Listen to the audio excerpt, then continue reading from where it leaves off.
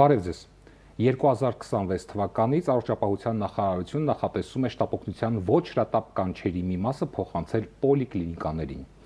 Թեմայի շուրջ զրուցելու ենք փորձագետ Անուշ Պողոսյանի հետ, շնորհակալություն, որ մեր հյուրն եք։ Սիրով։ Մեր նախորդ զրույցից շատ ժամանակ չի անցել, անցած անգամ խոսում էինք առողջապահության ոլորտի բարեփոխումների մասին, մասնավորապես համայնքային հիվանդանոցների միավորման մասին, այսօր արդեն շտապօգնության ոլորտի խնդիր է։ Սա ըստ էության համակարգային բարեփոխում է, թե պարզապես պետությունը փորձում է կրճատել շտապօգնության վճարները կամ ծախսերը եւ պատասխանատվություն դնել բժիշկների ուսերին։ Այո։ Պետությունը իդեմս առողջապահության նախարարության ապահովագրության օրենքի կոնտեքստում, այսինքն ենթաօրենսդրական ակտերի շրջանակներում կատարում է այդ կարգավորումը, որի արդյունքում խնդրի մեծ մասը շտապօգնության ծառայության դրվում է ընտանեկան բժիշկների, մանկաբույժների եւ թերապևտների վրա, այսինքն այն բժիշկների վրա, որոնք զբաղված են բնակչության հավաքագրումով տեղամասային, եւ ես կարծում եմ, որ այս անպատրաստից փոփոխությունը բերելու է առողջապահական լուրջ խնդիրների առաջացմանը։ Տպավորություն է, թե ամենափոփոխվող ոլորտն է, չենք հասնում մեկ փոփոխությունը մարսենք, հաջորդ է գալիս եւ այսպես տպավորություն է, թե մարդիկ շոկի մեջ են, մասնագետները նույնպես եւ ըստ էության ոլորտը եւս։ Ըստ այդ որոշման 120 րոպեում հասնել կանչի առանց ծառայական մեքենայի, սա իրատեսական պահանջ է, թե նախապես դատապարտված նախաձեռնություն։ Սա իրատեսական չի անգամ մայրաքաղաքում, որտեղ կա տրանսպորտ նաև, հա, եւ ինչու, որովհետեւ բժիշկները շատ ծանրաբեռնված են, պոլիկլինիկաները Երևան քաղաքի օպտիմալացրեցին, միացրեցին իրար եւ այսօր մենք հերթերի ենք ականատես լինում պոլիկլինիկաներում եւ այդ բժիշկները պետք է այդ հերթերը սպասարկեն, հետո մի հատ էլ գնան տնային կանչեր անեն եւ այլն, որը իրատեսական չէ անգամ մայրաքաղաքում, բայց այստեղ անհանգստությունը շատ ավելի է մարզային համայնքներում, գյուղական ամբուլատորիաներում, օրինակ մի ամբուլատորիա սպասարկում է մինչև 12-13 համայնքներ, որտեղ կան ԲՄԿ-ներ, բուժակ մանկաբարձական կենտրոններ, որտեղ բուժքույր է, սակայն երբ որ այս օրենսդրությամբ կանչը փոխանցվում է գյուղական ամբուլատորիային, մինչև 50-60 կիլոմետր շառավղով առանց միջհամայնքային տրանսպորտի այդ բժիշկը պետք է հասնի այդ հիվանդին։ Հատկապես ձմռան պայմաններում։ Ձմռան պայմաններում շատ տեղերում անգամ անցանելի են այդ ճանապարհները եւ դրա արդյունքում այս բժիշկների մոտ լուրջ խնդիրներ են լինելու իրավական դաշտում։ Մենք ունենք վարչական իրավախախտման մասին արդեն հաստատված օրենք, որը ասում է, որ եթե դու ապահովագրված քաղաքացուն չես սպասարկում, ապա դու ունես տուգանվելու, մենք ունենք ձեզ տուգանելու հնարավորություն, բժիշկները տուգանվելու են, իսկ բժիշկը այդ ծառայությունը չանելու դեպքում գնալու է ինչպես վարչական տուգանքների, այնպես էլ եթե Աստված մի արասցե ճիշտ ախտորոշում չլինի եւ հիվանդը մահանա առանց բժշկական օգնության, նաեւ տարբեր քրեական պատասխանատվության են ենթարկվելու այս բժիշկները։ Ինչ ասել է ընտանեկան բժիշկը, մարդիկ, ովքեր ընտանեկան բժիշկ չունեն կամ միգուցե ունեն, իրենք չգիտեն, ինչպես է հարցը կարգավորվելու։ Հայաստանում կարելի ասել բնակչության 99%-ը հավաքագրված է ինչ-որ միտեղ, այսինքն անգամ չգիտեն, բայց ունեն իրենց ընտանեկան բժիշկները եւ ենթադրում եմ, որ այս աղմուկից հետո, որը որ բարձրացվեց,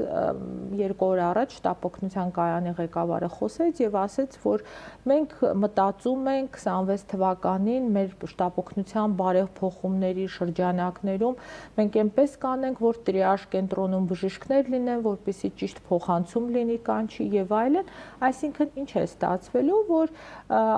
հիվանդից վերցնելու են տվյալները, արմետ համակարգով տեսնելու են ում հավաքագրած հիվանդն է նա եւ կանչի փոխանցում են անելու, սակայն հեռախոսով սխալ գնահատելու են հիվանդի վիճակը։ Դիսպետչերն է գնահատում, դա։ Այո, դիսպետչերը։ Իսկ ով է ինքը մասնագիտությամբ։ Այս պահին Հայաստանում շտաբ օգնության կայանում աշխատող դիսպետչերները հիմնականում միջին բուժ պերսոնալն է, այսինքն բուժքույրական կրթությամբ են, սակայն մարզերում նաև կան դիսպետչերներ, որոնք չունեն բուժքույրական կրթություն, որովհետև պաշտոնի անձնագրով դա պահանջված չի եղել։ Հիմա փորձում են այդ տրիաժ կենտրոնը ստեղծել բժիշկների, սակայն սա էլի սուբյեկտիվիզմի ֆոնի վրա է եւ դրա արդյունքում հիվանդները կորցնելու են շատ կարեւոր ժամանակ եւ եթե բժշկական օգնության այդ շտաբի ժամանակը կորցնում են, արդեն հիվանդների մոտ եւ բարդություններն խորանալու եւ այլն, այսինքն սա շատ վտանգավոր խնդիր է առաջացնելու։ Այսինքն եթե բնակիչը զանգահարում է շտաբ օգնություն եւ կաթվածի կասկած ունի հիվանդի մոտ, ինչպես պետք է ներկայացնի, որպեսզի դիսպետչերը հասկանա, որ շատ հավանական է, որ հիվանդը կաթված է տանում եւ պետք է ժամանակ չկորցնել։ Հարազատը միգուցե չգիտի, որ կաթված է հիվանդի մոտ, բայց ինչպես պետք է ներկայացնի, որ նա հասկանա, որ կաթվածի հետ գործ ունեն։ Ճիշտն ասած, ես լինելով բազմաթիվ տարիներում գործող բժիշկ, ես ինքս դա չեմ պատկերացնում, օրինակ, այդ օրինակը ես բերել եմ, շաքարախտով հիվանդների մոտ նյարդային համակարգի ախտահարման արդյունքում նրանք ցավային սինդրոմը առանձնապես ծանր չեն դառնում։ Օրինակ, եթե դիաբետով հիվանդը զանգում է եւ ասում է թեթև հեվոց ունեմ, մի քիչ կրծքավանդակիս վրա ծակոցներ ունեմ, դա լուրջ գանգատ է թե ոչ։ Իհարկե լուրջ, որովհետեւ նա կարող է տանել առանց ցավային սինդրոմի սրտամկանի ինֆարկտ։ Այդ դեպքում ինչպես են կամ այստեղ մի հատ ուրիշ խնդիր էլ կա, կանչը փոխանցում ենք լավագույն դեպքում, ասենք բժիշկը գնում է իր այդ կանչին։ Բժիշկը իր հետ EKG ապարատը պետքա տանի, բժիշկը իր հետ ցիտո լաբորատոր հետազոտության ապարատները պետքա տանի, դեղորայքը պետքա տանի, շտաբ օգնությունում պայման պահանջով հատուկ դեղորայքի ցանկ կա, որտեղ կան նարկոտիկ անալգետիկներ, որտեղ կան հակացնցումային պրեպարատներ, որը որ ընտանեկան բժիշկը այդ պրեպարատներին չի տիրապետում, նա չի կարող հենց իր պայուսակի մեջ դնել նարկոտիկ անալգետիկը եւ գնալ հիվանդին։ Այսպիսի հարցեր կան, որ պետք է կարողանային նախորոք կատարել, նախորոք հասկանալ, քննարկել, այլ ոչ թե սենց ամբողջությամբ օրենք ընդունել եւ գիտեք ինչն է տարօրինակը, որ այդ օրինակի վրա ուզում են ցույց տան, թե ինչքան լուրջ կանչեր է լինում շտաբ օգնությունում եւ ասում են մենք հաշվել ենք մի կին 1200 քանի 50 թե 60 կանչ է արել 1 տարվա մեջ շտաբ օգնություն եւ այդ կանչերը սպասարկվել են։ Սա էլ պետության ռեսուրսի մեկ այլ, այսպես ասած, վատնում է։ Եթե կինը օրը 3 անգամ ձեզ կանչ է տալիս, ուրեմն այդ կինը ունի լուրջ խնդիրներ առողջական, ես չեմ կարող ասել սոմատիկ առողջության, թե հոգեկան առողջության հետ կապված։ Ինչ եք արել մի տարի այդ կնոջ հետ եւ ընտանեկան բժշկության մակարդակով եւ այլ մակարդակներում, որ դուք չեք կարողացել կարգավորել ու 1260 թե ինչքան կանչ արել եք այդ մի բնակչին, այսինքն դուք որպես շտաբ օգնություն ոչ արդյունավետ ծախսել եք պետության ռեսուրսները եւ այդ կնոջ օրինակով վերցնել ամբողջ հանրապետության շտաբ օգնությունը այսպիսի ճակերտներով բարեփոխում անել, ես կարծում եմ անլուրջ է։ Այս որոշումը ձեր կարծիքով էլ ավելի չի խորացնի բժիշկ հիվանդ հարաբերությունները, որոնք առանց այդ էլ հարթ չեն։ Շատ դեպքերում գիտենք, դեպքեր կան, երբ շտաբ օգնության բժիշկը գնում է օգնության եւ կոնֆլիկտներ են առաջանում հիվանդի հարազատների եւ բժիշկների միջեւ։ Հիմա 120 րոպեում միգուցե եթե բժիշկը չի հասնում, մի փոքր էլ ավելի է ուշանում կամ իրենց ակնկալած ժամանակից մի փոքր ավելի ուշ է մոտենում, արդյոք ավելի սուրճ չեն ընկալելու հարազատները բժշկի այցը,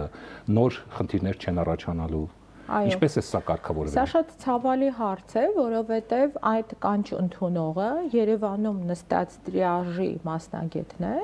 որը որ երբևիցե այդ հիվանդի դեմքը չի տեսել եւ չի տեսնելու իր կյանքի ընթացքում, որովհետև այդ հիվանդը օրինակ գտնվելու է չգիտեմ, Գեղարքունիքի մարզի Ծովակ համայնքում։ Եվ այդ կանչը փոխանցելուց հետո, երբ որ այնտեղի ընտանեկան բժիշկը, որը որ տեղացի է, որը որ ապրում է այդ միջավայրում եւ չի կարողանում բժշկական օգնություն եւ սպասարկում իրականացնել, ապա մեծ կոնֆլիկտ է լինելու իր հավաքագրած բնակչի եւ իր միջև, բայց այդ մարդը շարունակելու է ապրել այդ գյուղում եւ այդ գյուղի համար ծառայել։ Եվ այստեղ այդ խնդիրներն էլ կան։ Հիվանդի մոտ Աստված մի արած թե մի խնդրի դեպքում ինքը իր հարազատները, իր ամբողջ ազգուտակը մեղադրելու է ամբողջ կյանքում իրենց գյուղի ընտանեկան բժշկին, որը որ պետք է հրաշք գործեր, բայց գնացել է անգամ կանչի, կարող է հենց այդ դեղորայքը, օրինակ նարկոտիկ, անալգետիկը իր մոտ չի եղել։ Այս դեպքում նաև մահերի թիվը կարող է ավելանալ։ Միանշանակ այն որ կլինեն ախտորոշման սխալներ, միանշանակ որ կլինեն ժամանակի կորուստներ, դա արդեն կանխատեսելի է եւ իմ համար շատ տարօրինակ է, որ իրենք առողջապահության նախարարությունը, որի ենթակայությամբ է այսօր գործում մարզային ամբողջ շտապ օգնությունները, այդ իրենք անցած տարվանից հիվանդանոցներից վերցրեցին եւ բերեցին իրենց ենթակայության, կարծում եմ շուտով նաեւ Երևան քաղաքը այդպես կանեն։ Սա